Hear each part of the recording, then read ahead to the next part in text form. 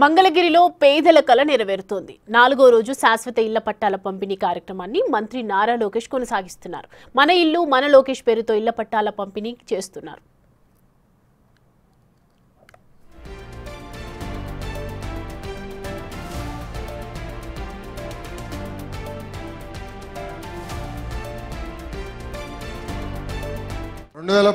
నేను నిర్ణయం తీసుకున్నా. ఆ నిర్ణయం మంగళగిరి నియోజకవర్గంలో పోటీ చేయాలని.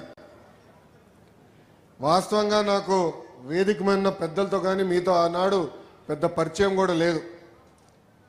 కేవలం నాకేంటంటే ఇక్కడి నుంచి ఉన్నాను, నేను ఇక్కడ ఉంటున్నాను, నివసిస్తున్నాను, ప్రజలకు అందుబాటులో ఉండొచ్చు, ప్రజలకు మంచి పనులు చేయొచ్చు అన్న ఆలోచనతో ఆనాడు ఇక్కడ పోటీ చేశా.